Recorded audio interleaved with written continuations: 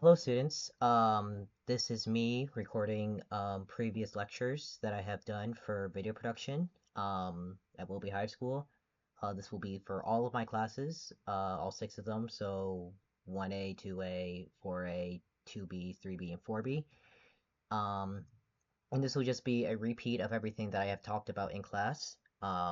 It's just for students who either can't focus in class or have not been focusing in class, in which I do not want to repeat myself thousands of times in order to make sure everyone gets the information needed to pass the class. So I decided to make my life a little bit easier by making recordings and putting them on on Google Classroom for everyone to look in their own time. And I understand that many people don't have access to computers, but you all have access to a phone. Um, I've seen you guys use it in class. So if you have access to that, you have access to these videos. Now, for future classes, I will still be teaching um, in person. That is also just for students who prefer a more interactive based style, in which I ask you guys questions in which you respond. Um, think of this more as a refresher or reminder if you missed something in class or you need to use the bathroom or you were out sick or something like that. Okay, with that said, let's go into the first lesson. So I want you to take time, pause the video here, and just think about what is video production, either in your own words or what have other teachers before me have told you, or just general thoughts. No wrong answer. And give yourself like a minute and then unpause. Okay, assuming that you did that. Video production, and this is a website, excuse me, a definition I got off of Wikipedia, is stated to be the process of producing video content. It's equivalent of filmmaking, either in analog or digital styles. But the main thing I want to focus on is the second part, which is says teachers integrate best practice teaching techniques to create scripts, organize content, capture video footage, edit footage using computer-based video editing software to deliver final educational material over the internet. Now, I remember when I first asked this question, many people at just said, "Oh, video production is just editing," which it is, and it's a very vital part of video production. It's not the only thing, and I don't want people to have that naive mindset of video production equals video editing. There are many other things, not just here included, that goes into video production. But we'll get to that in later videos. Um, so I know when I first came that many people said you don't care about video production, or this class in general, or you don't want to do like anything related to movies or anything, so why should you care? Um, well, I think if you do decide to go to a career, there are many options and you can do, and those options can lead you to sources of money. Here are some examples that I got off of ZipRecruiter. You could be a screenwriter in which you write scripts or skits for people. You could be a remote editor, video editor, excuse me, meaning when you go home or when you work at home and you edit videos in the comfort of your home. You don't even need to go out of bed if you want to do that, and just get raw footage and cut them up in the way that the customer likes and then send it back. For people who like sports or like to talk a lot, you can be a commentator, improvising skills and whatnot. You can be a freelancer in terms of photography or and technically any of these can be freelancing. But for those who don't know, freelancing is more of instead of being hired through an employer like a specific company, you're kind of like you are your own boss and you kind of just do contract work for anyone. So you're not legally obligated to always stay with one person. You can have reoccurring customers. You can have one set of customers on one day, another set of customers on another day. Um, there are many ways to do freelancing. I suggest you look it up to see a more detailed definition. But you can also be a social media manager for those who like to be on their phones a lot. You can do things like TikTok, Instagram, Facebook. I know that's pretty old. YouTube, many things for social media managers to handle. Um, so back to the question of what if I don't care about video production? All those jobs that you mentioned doesn't apply to me, or I'd have no interest in them. Why should I care? And my thing of that is you need to do something with your life. And as much as you love it or hate it, you're going to need to get a job. And with a job, you're going to need some sort of skills. And that is partly what high school is for, not just for this class, but almost every class in high school is there for you to gain skills to get a job, whether, or at least further your career or further your life, actually. Even if you decide not to go to college, you go straight to the workforce, or maybe you stay at home taking care of your parents, whatever your thing is, you're going to need some sort of skills. And at least for me in this class, I want you guys to get something out of it. It doesn't need to necessarily be video production related, but it is a video production class, so I have to relate it back to that topic in general. But I will try to get you some life skills out of this class, even if you don't care about it. So going back to the jobs that we mentioned before, or at least that I mentioned before, let's see how some skills you can get out of it and how they're useful. So for screenwriting, you're gonna be a writer. And there are many things you're going to need to write in your life, including resumes, cover letters, emails. Communicating through emails is not the same way you would do it through communicating one on one. There's a certain style that you need to get more used to. If you are in this position of being a manager or sometimes even just a low level worker, you're probably going to need to write reports for either yourself, other coworkers, and or your boss or your employees if you are a higher manager. And for those who are going to college, you're going to need to write an accepted letter to, or excuse me, a letter to the college to say why you should be accepted. And college level papers are a lot harder to write than they are in high school. So if you get the skills now, they won't be as difficult to do when you get to college. If you go to college, doesn't need to, but anyway, being a commentator, um, requires you to have a lot of charisma and ability to improvise.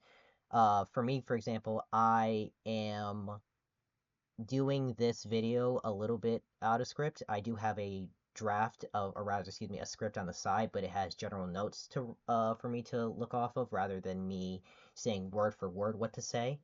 And that's more ability to improvise. I also do that because maybe one class will say perfectly silent and not say anything at all, while another class will be super talkative and super interactive, in which I need to make sure I can juggle those two classes at once in order to make sure they get the same information, but they just have different learning styles. Um, that's what I mean by charisma and improvisation skills. And those two can help you with leadership. For me, technically, I am your leader, quote unquote. I'm your teacher, but I do have a power of authority above you guys, in which you look for me for guidance in terms of what to learn and what to spend your time on in terms of assignments. That can help you seem more responsible and can give you better opportunities. Networking, which is pretty much just building connections, talking to people. This you've probably heard of building your network. That just means building your people who you are on good terms with, let's say.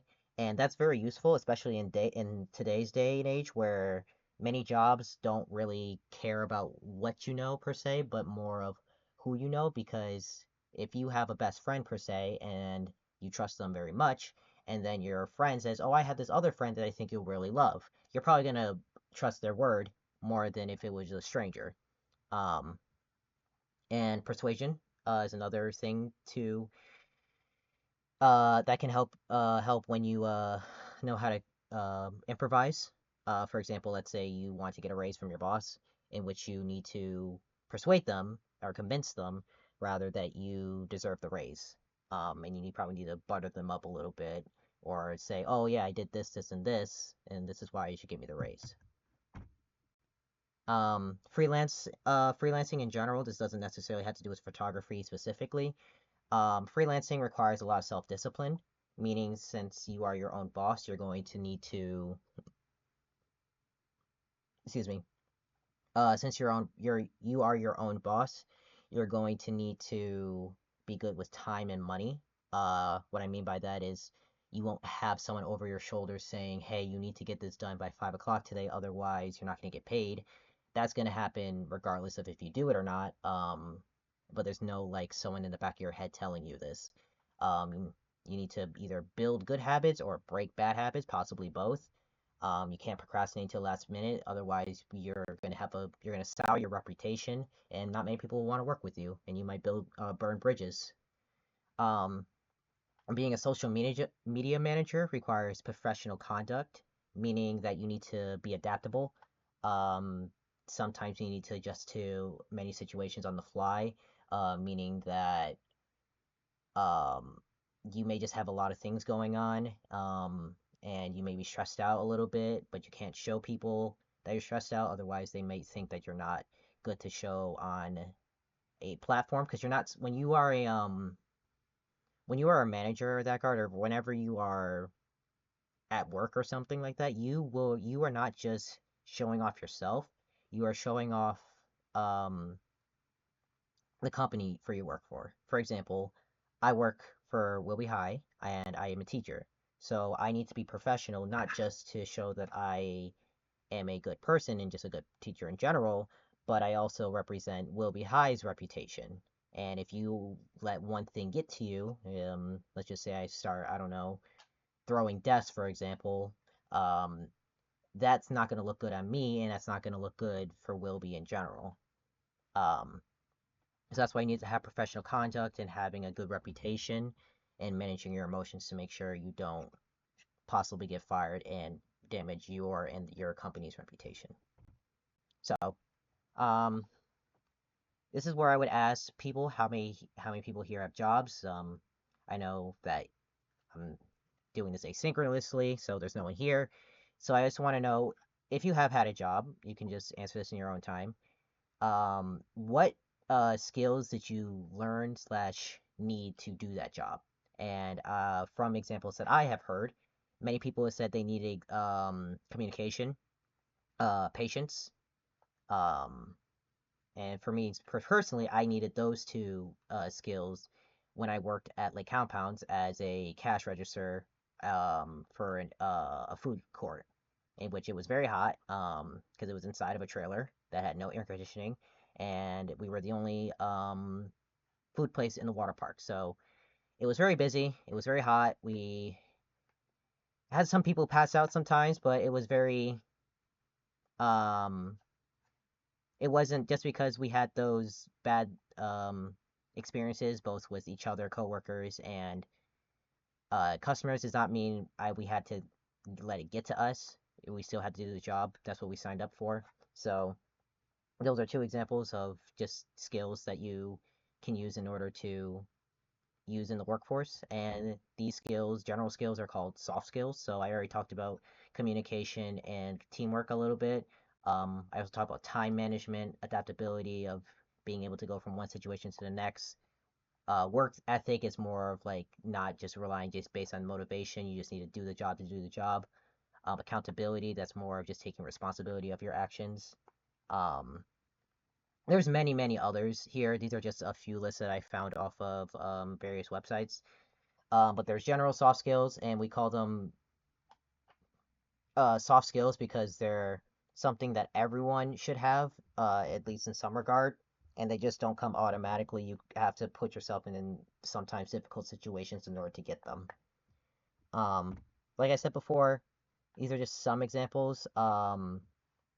What I like to do, say for finding a job is find your passions and try to more like hobbies that you like and try to find a job in which you utilize those hobbies so the job is a little bit more manageable. And there's a very common quote: find a job you love and you'll never have to work a day in your life. But with that being said, I say be adaptable as well. And what I mean by that is, let's say you love to play video games, right? Personally, I like to play video games, but and I went to school to become a game programmer. And trust me, I still love video games and programming in general, but I don't want it to be a full-time career because it's very exhausting. The game, um, industry kind of sucks right now with many people getting laid off, regardless if the game does well or not. And I just don't want that stress on me and a company sucking the life out of my passion just for a few bucks. Um, and what I did instead was I decided to go to school for general software engineering, which is more of just like programming, but in a general sense, like this Google website. And I did that so I'm not just programming games and I can still do what I love, which is programming in general, but it's more generalized so I can explore different passions. You don't want to suck the life out of you. So again, find your hobbies, find something that you can do that is manageable, but don't do something that you will hate your life for it because that's just gonna make you miserable. Um, I did give you guys an extra homework assignment or an extra credit assignment, and I said I would do them with you. Um, this is considered extra credit one, and by the time I'm recording this, it is March 6th. So if even if you do this now, it's not going to be worth anything, but I think it's still worth going over. I said research some sort of media, preferably one that you enjoy to make this a little easier for you guys to do. And in at least 4 sentences or more, explain to me how video production was involved and how it keeps people engaged. And while I did not write this out by hand, I did find this video that I was watching in order to do the assignment. Um, and so this is a video of a live streaming event called Game Duns Quick, in which people from all across the world play video games at this one location. I believe it's in California.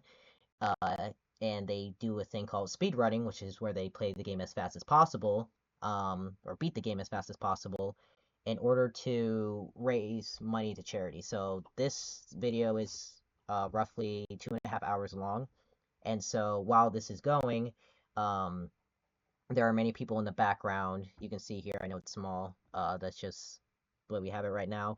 Um, but there's many people in the background. This guy playing the game itself, and these four people commentating on the game, in order to explain what's going on for people who don't know the game Mario and Luigi Partners in Time. And there's a lot of things that's going on in this scenario that goes along with video production. Well, number one, this is a live streaming event, so while there is no editing, I want you to notice the general layout of the screen. So this is a DS game, and for those who don't know, a DS was a handheld uh, gaming system that came out in 2005. I believe it was 2005, maybe 2004. Either way, it has two screens on it. And so the top screen right here is the main one, and the bottom screen right here is on the left side. That's smaller. And since there's more content going on the right side, or excuse me, the top screen, it's on the right, bigger than the bottom screen. And that was intentional. So, you want to see the action more. So you focus your audience to see it more. So it's bigger. You also notice there's a kind of neon theme going on here. It's the GDQ logo at the bottom left. It has neon colors, and so does the stripes on the top here, along with the general screen itself, or excuse me, the text itself. And that's there to go on with the theme. You notice here at the bottom it gives you sponsorships to show that, like, hey, these are the people who helped us make this event, which goes into the business side of things. There's also audio designers. I know this is muted, but there are audio designers and editors to make it show so the audience is not as loud and the everyone's mic who is currently speaking is heard properly and no one's like peaking or being too muffled. There are many, many other ways or things going on that deals with video production. I just asked for four, but I went into a little bit of detail in order to show that there's a lot you can do with video production. It doesn't just have to be editing. And this is live stream. This was shown live, so it's not just recordings or movies or anything like that. It goes into a lot more detail. Um, So I want you to think, what did you think of this lesson? Again, this is my first time teaching. So there are some things I can do that may be different from other teachers, for better or for worse. Um, I appreciate free feedback as long as it's constructive. And what I mean by that is this is stupid or I'm happy because I didn't do any work is not constructive feedback. I'm looking for things like, hi, I like the fact that you showed your personal life a little bit more with this assignment or this lesson, as it shows that you care and it makes you more relatable. That's something that is positive constructive feedback.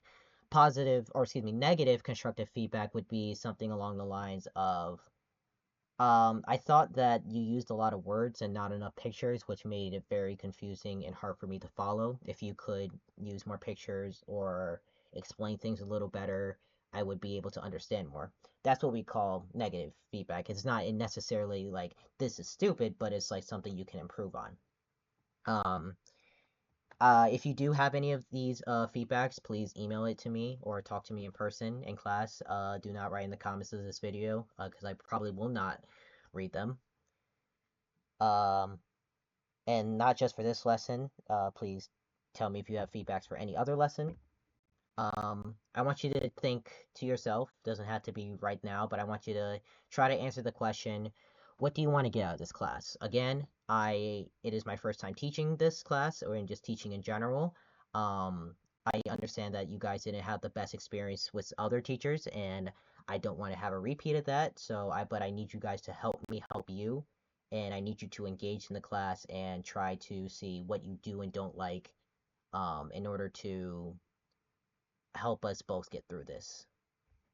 Um, and then I want to ask you a more generalized question is, what do you want to get out of high school? So I understand you guys have 7 other classes that you need to do, and while some of you may be freshmen, a lot of you or some of you also are seniors, and I understand regardless of your uh grade, it may seem like graduation is so far away, but trust me, it is a lot closer than you think it is. I remember when I was a freshman and it just went by like that. I was like, wait, I'm going to college now? Wait, what happened to the last 4 years? It's very fast. And for people who said they're not going to college, that's fine, but you need to figure out what you want to do with your life um afterwards, because life just moves on. It just can't really stop for anyone. So it's better if you plan something out now rather than wait until the last minute and you're very stressed out. And then this goes into my final general question, which I know is a little philosophical, but I want you guys just to think about it a little bit. What do you want to get out of life? And what do you want to do with your life? You only live once, and I'm not trying to say this because I want you guys to have an existential crisis, but I'd rather you guys not live with many regrets. Um, you're gonna have some regrets in life, but it's better if you can think about what you want to do with your life. It doesn't have to be all planned out, but having some sort of a plan, maybe for the next 2 to 5 years, would be better than nothing at all. Um, and again, it just comes down to planning. Um, and it just starts today in this classroom, and then it can ripple effect to your other classes into outside of high school instead of your general life. So just think about this a little bit. You don't have to answer it ever, but it's nice to think about and try to give an answer whenever you feel ready. All right, this goes into my extra credit assignment, the second one. And I want you to say, in at least 10 sentences, tell me your hobbies. Then tell me a skill you get from those hobbies and how they can relate to video production. Explain how you can make a career out of that skill, either in or out of the video production industry. Write it on a piece of paper with your first and last name and the class period at the top. And I know, again, this is pretty late. It's the 6th of March, and by the time this video comes out, it will probably be worth 0 points.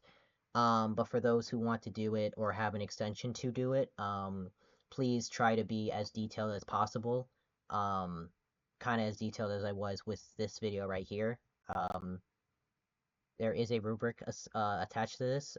This assignment is not on this slide, but it is in the Google Classroom folder for this week.